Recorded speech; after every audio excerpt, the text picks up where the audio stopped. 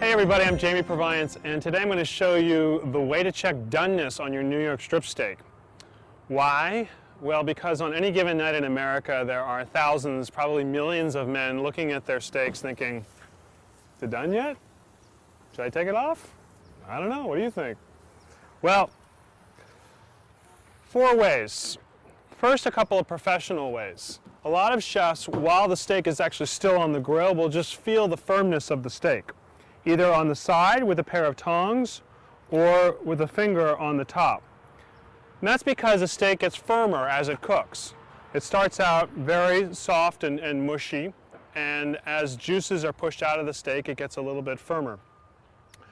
I'll give you a technique that involves the palm of your hand for judging rare, medium rare, whatever you happen to like. If you hold your hand out in sort of a limp way like this and press the base of your thumb, this is what a steak feels like when it's absolutely raw.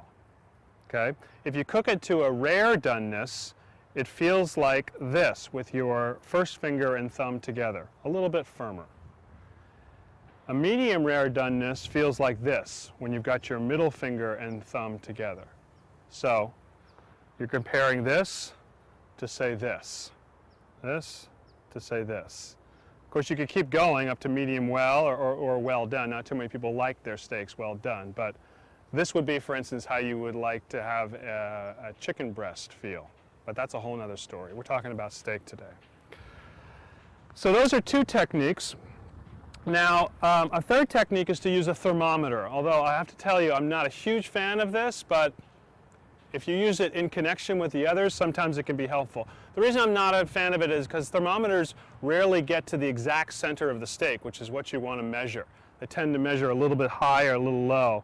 But at any rate, you can put it in, and if you're looking for a medium rare doneness, I usually pull it off at about 125, 130 degrees, okay? Now, the 4th way, which is probably the easiest way of all, is what I call the slit and peek. And what you want to do now is just turn the steak over. The side facing the plate is going to be facing up. This is the side you don't really care about, in other words. And you just cut a little slit into the bottom, and you open it up, and you take a look at the color of the meat. And if it's too red and too juicy, well, then it goes back onto the grill. If it's perfectly rosy red, however you like it, then you're good to go. If it's gray, well, then you think, well, better luck next time, I've overcooked it.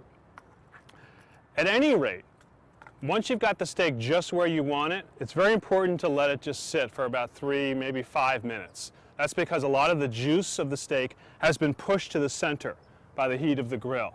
And if you were to cut into it right now, those juices would tend to spill out over the cutting board. But if you let the steak sit for a few minutes at room temperature or a nice summer afternoon temperature, then the juices tend to just redistribute throughout the steak, and when you cut into it, they stay inside.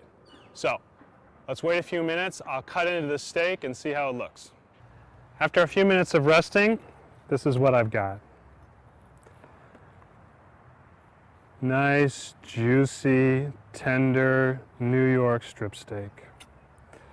So, you've got 4 basic ideas, all basically working around the idea that a piece of meat gets firmer as it cooks.